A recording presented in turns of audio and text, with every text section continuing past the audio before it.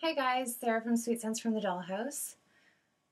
I hit 500 subscribers this weekend. I am so excited. So excited. So if you're new to my channel, welcome, welcome.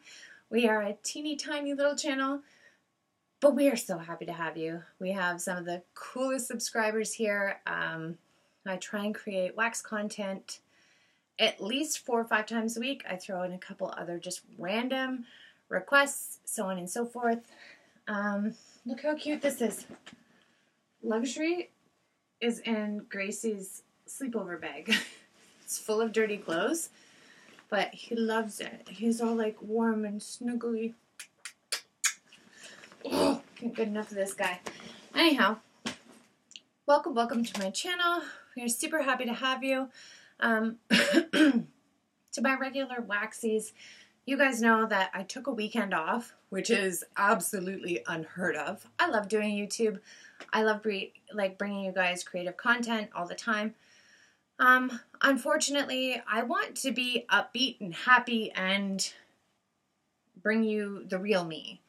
And sometimes just when life takes a big old hot steamy deuce on you, I can't make wax videos.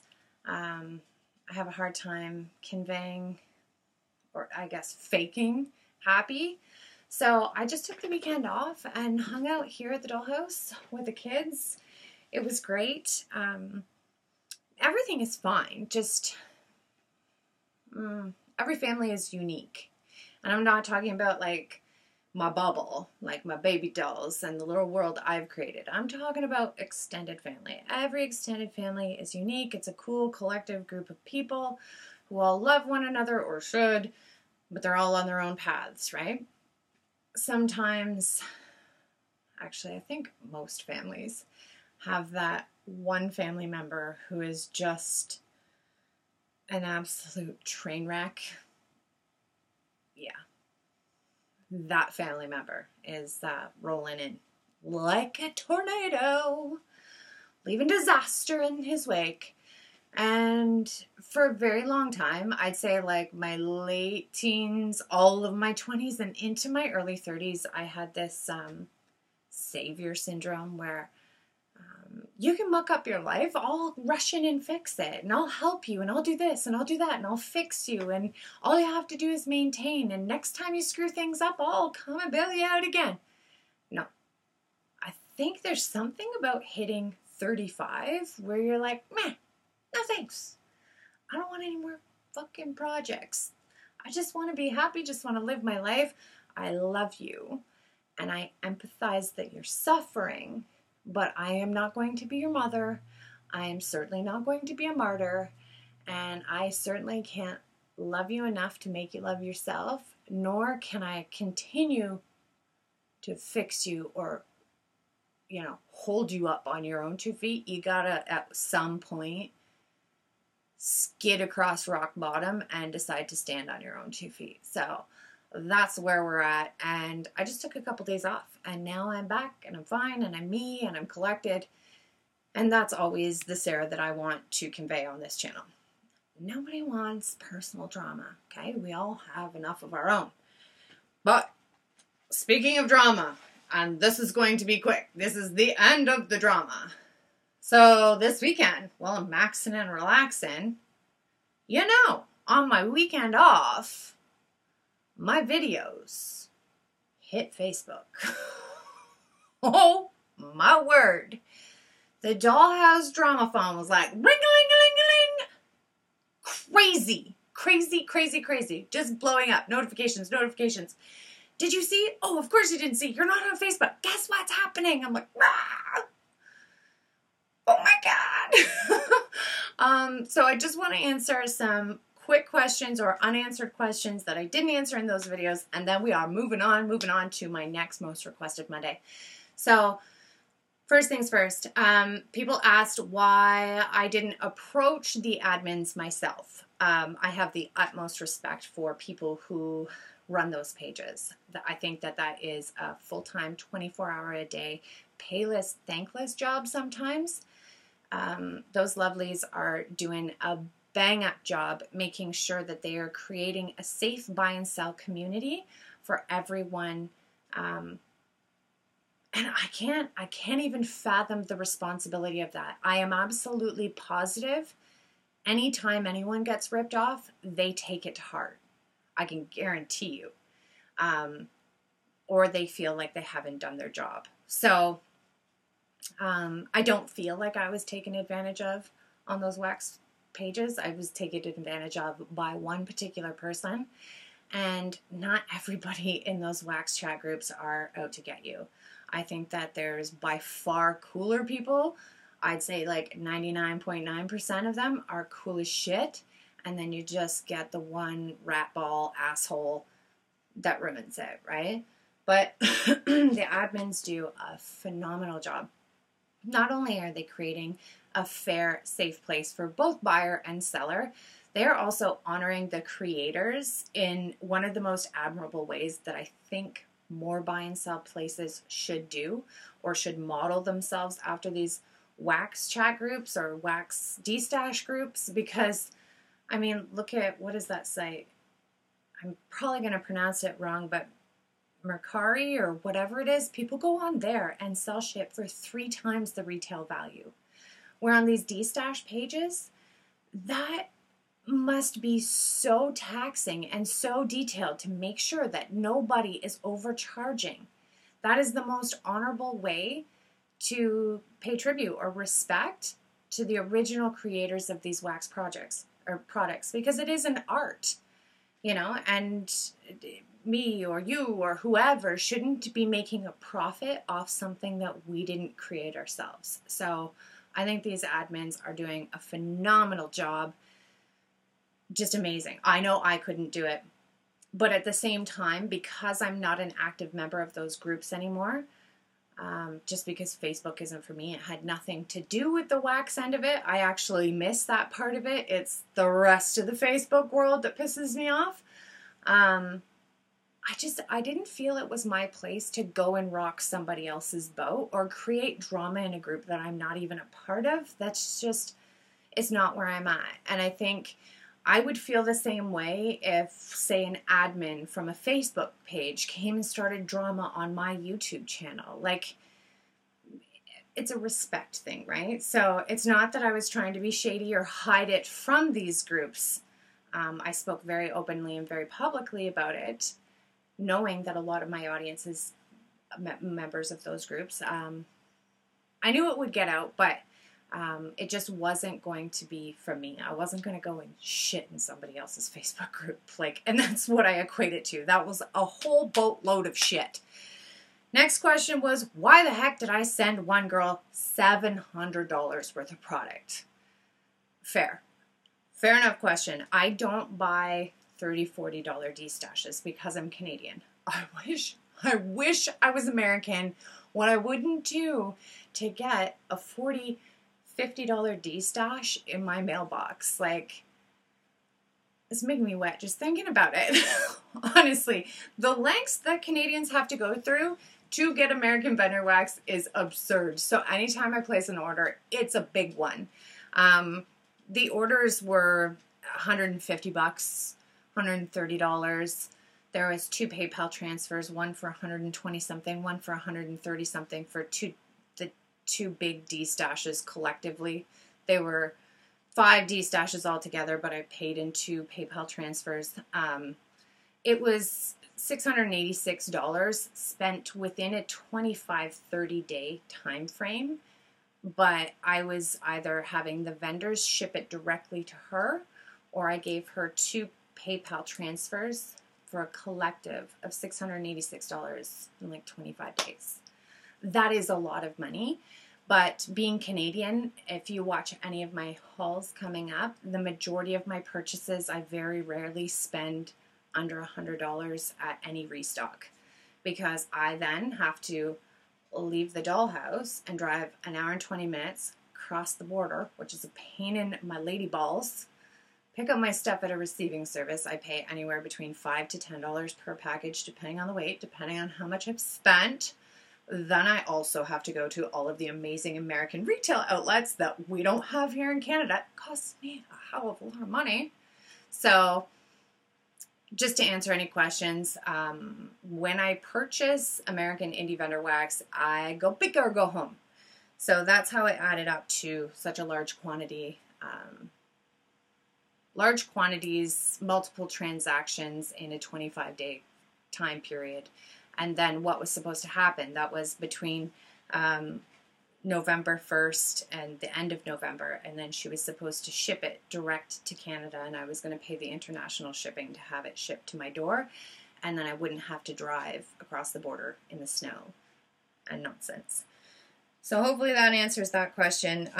Also, keep in mind, I was brand new to vendor wax at the time, so I was like wanting to try a little bit of everything.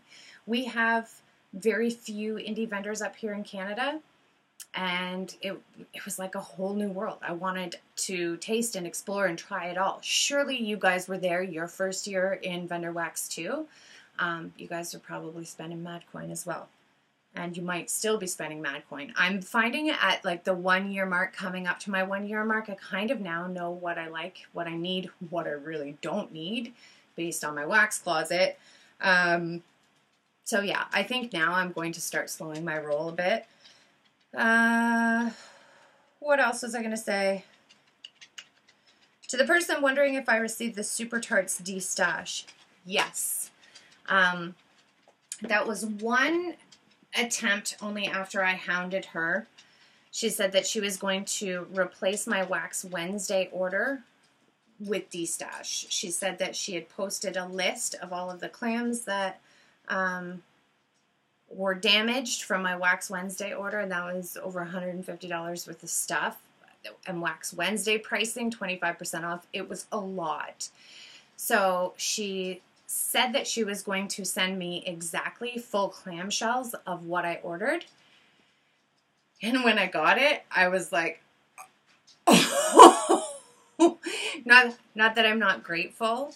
I am. My favorite part was there was Mr. Meyer's band bag, which happens to be one of my favorite Super Tart scent of all time. So to the person who did send that D-Stash, I thank you, thank you, thank you. It just wasn't at all what I was expecting. I thought she was legit replacing my full product, full order from my Super Tarts Wax Wednesday order. So I was a little disappointed, but I just wanted to let you know that I did receive it and I have enjoyed it. So thank you.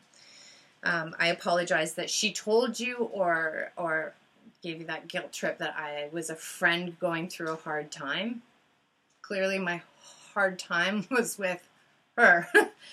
But hopefully that answers any of the questions, and comment down below if there's anything else that I wasn't clear on, but I'm happy to have you. So yeah. I guess, not that I hate that saying that everything happens for a reason, but hey, maybe I get to meet, 40 cool waxies that I wouldn't have known otherwise. So welcome to my channel, and thanks for subscribing. The next one, most requested Monday, who was it? I believe it was Andrea and Adrian who asked me to do 5 things I love about Scentsy and 5 things I hate. That was a tall order. It really was. And I think I'm going to do it in a series of videos, so perhaps this will be my first one. I had a lot to say, and I don't want to make this like a 7-hour video. So, where do I start? I don't want to be negative. I read a blog. I think it was a blog. It was called Tiff's Scentsy Shenanigans. For anyone who is interested, I think it was originally a thread on Reddit. If you ever want the tea on anything, I mean anything, Reddit is where to go. I'm telling you. All answers. I mean, answers to the universe you can find on Reddit. But also just really cool people's experiences, other opinions, so on and so forth. So it was basically this woman's full Scentsy story. And the purple people eaters won't appreciate it, but it's true. It's facts. This is a woman who is very successful in Scentsy. She earned the incentive trips. She had a team of 40 plus people, and she just breaks it down that it's not a scam, but there is absolutely no money to be made in Scentsy for that average person. You know, she breaks down that she was basically making pennies by the hour. So we're not even talking breaking even. We're not even talking minimum wage. When she breaks it all down to the shows, to the follow-up calls, to the parties that she was hosting 2 nights a week, to the training videos that she started to make on her own Facebook account because she was having a hard time in the UK finding adequate training material for her team. She said her family suffered, her children suffered, her husband suffered. And when she added up all of the hours she was working in a week, she figured it out in euros, but she was making like pennies on the hour. She did qualify for the trips, but once you figure it out that you're making like 5 cents an hour, you're working your butt off, you have to sell $500,000 worth of product in the incentive time, plus recruit 40 people, lots of sleepless nights if you're also working another full-time job. If you do the equation, plus I think her quota was $2,000 a month, so if she wasn't selling $2,000 or to make up for her GWV or whatever have you, she would then in turn have to buy more stock. If you break it all down, you could go on the exact same trip if you shop or hire a travel advisor. You know, sure, you've got tons of Scentsy stock and a small business, but when you break down, like, what are you actually making by the hour? How many hours a week are you working? Break it all down. Is it really worth a free trip? Or at that point, is the trip really free? Beautiful trips, like, don't get me wrong. And she goes in on her blog and says that it's an amazing time, and it's not a training trip. It's just a celebration of your success.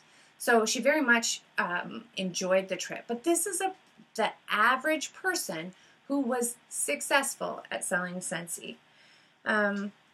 Also, another thing, and I know that each region is different, but she speaks of frequent price hikes. I'm not sure what the schedule has been like in the UK, but she says that she mentions price hikes in both 2015 and 2016. I can't speak from very much experience because I've only been with Scentsy for,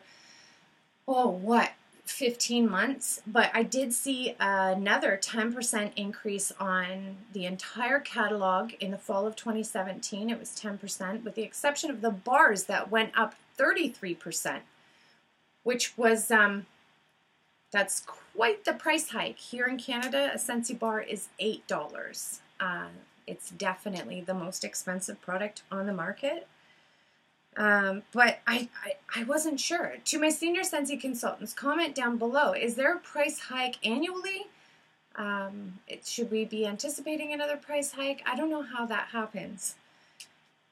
Also, what I have been looking for relentlessly, absolutely relentlessly, is small business financial education on the Scentsy workstation, and I have found nothing. Sales and recruiting, but they always say, you know, you own your own business, but there is absolutely no training for finances on the workstation. And I was like, I'm missing it. It has to be here somewhere. And I know I've said in previous videos, like, Scentsy is forever updating and updating and updating, bringing us new content, new recruiting material all the time. Sell, sell, sell, sell, recruit, recruit, recruit.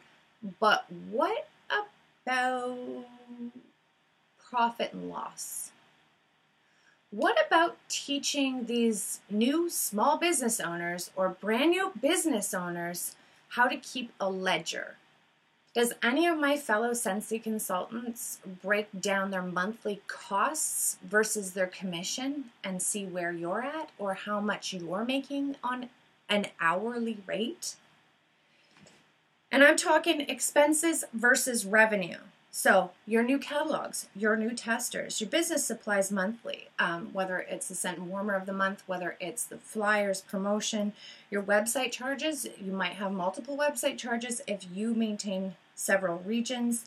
You have to have products on hand for events. Some people choose to have stock and do actual like big events. I know just this past year I had almost $4,000 worth of stock here at the Dollhouse, which thankfully I've gotten rid of the majority of it. You need consistent display material, your fuel, the mileage on your vehicle, eating out, the cost of the food for the events that you host. I don't know if you're doing home parties. Do you buy wine, refreshments of any kind, or food? So I think it would be very interesting if Scentsy started to teach these new small business owners profit and loss. I highly doubt Scentsy will ever want to teach their consultants profit and loss, because the average Scentsy consultant is likely spending just as much as their commission, if not more, because you know, it is a great product. And not only do you want the testers, you want to be able to warm it at your events, right? You want to be able to have the newest, latest, greatest warmers. To anyone who is interested, start doing it. If I can, I'll email you a ledger, just a rough-ass template, and you can start tracking it yourself. And let me know, how much are you making an hour? Because you also have to add your labor in there. It's not just about your expense. How much is your time worth, and how much time are you putting into it? So yeah, I guess that is one thing that I would suggest Scentsy should start. I guess I can't even say improve on, because to the best of my knowledge and throughout searching the workstation, I couldn't find anything about like small business finance training for these new business owners. What the heck is falling over there? I'm in Grace's room and it's just creeping me right out. The cat's still in the bag. Anyhow, so yeah, that is one thing that I definitely think Scentsy could improve on. But I also see why they don't do it, because I think it would scare the average Scentsy consultant off. And don't get me wrong, there are superstar directors who are, what's the word I'm looking for? They're paying for professional websites, right? And with the majority of websites, unless your husband is just building you a rough WordPress kind of thing, you have to have all of your websites approved through Scentsy. But also, if you're paying to have somebody build and operate your website, you also definitely want the search engine optimization consultants or firms to be making sure that your page remains #1, or at least in the top 3 of Google search engines in your area, right? So to set that up, you're looking up to an investment upward of, I don't know, I'm guessing $4,000 to $4,500 US just to set it up. And then I know there's certain superstar Scentsy directors who pay their website people $2,000 a month to get them a minimum of 100 leads, whether it's customers or recruits a month.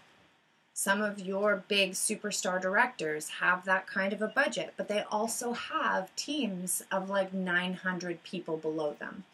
Those are the people who could make a ledger and say, absolutely, it's worth it. But I'm talking about that average Scentsy consultant. Comment down below if you're interested in doing a profit and loss exercise, because I think you will find it very fascinating. And to end on a more positive note, I absolutely love probably the number one thing I love about Scentsy is the official Scentsy story. I know that they always encourage new consultants to write your Scentsy story. I've always maintained I don't have a Scentsy story. Scentsy was a stepping stone for me. It brought me to YouTube, and I by far enjoy doing YouTube more than I ever have enjoyed selling Scentsy. This is the platform that I have sold Scentsy through, but I think Scentsy was a stepping stone for me. I think I am definitely going to be closing my account very soon. I am going to make a video about that in the near future. But I think it was a learning experience. It brought me here. It brought me to YouTube. It gave me a reason to step outside of my comfort zone. So I don't really have a Scentsy story. To me, it was a stepping stone. But the number one thing I've always loved about Scentsy is the story. It's a story of like kick-ass determination on Orville's part. I don't know how many times that man was knocked down, or how many times he failed miserably at startups and small business ventures. And you would think that he would say, okay, enough is enough. You know, I failed 40 million times, but there is just something in him that encouraged him to keep going. So I admired the original Scentsy story where Orville was $700,000 in debt. Like, even saying that makes me feel sick to my stomach. That is crazy with a large family to be that far in debt and then say, one more time. Let's do this one more time. I have a feeling I can make this work. The story of determination behind that, I know when they first started Scentsy, they had a shipping container at one of their mom's goat farms or something. Like, talk about started from the bottom, now we're here. Look at Scentsy Commons now. Can you imagine? Scentsy Commons started in a trailer with goats in it. That's insane. So I love Orville's determination story. Even more than that, I love Heidi's love story. Because let me tell you, love and loyalty to that man. That woman must have the patience of a saint, because I could not imagine, especially being a mom and being protective of your children's future, and not even your children's future, what your kids are going to have for dinner, and you guys are $700,000 in debt, and at some point Orville probably came to her and said, please, one more time. The amount of love, loyalty, and belief that woman had to have to say, okay, we will spend what little money we have left. And I don't even think at that point it was their money. I think they still had a little bit of borrowed money left before they were going to go bankrupt and live in that bloody storage container in a goat farm. That kind of love, I mean, I think that's nothing short of magic. So I definitely say I love the Scentsy story. That would have to be my favorite part of Scentsy, is Heidi and Orville's story of love and determination, loyalty, and that woman has way more patience than me, because I would have choked the shit out of him.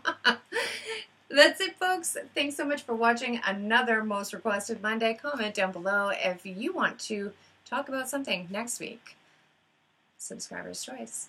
See you in my next video.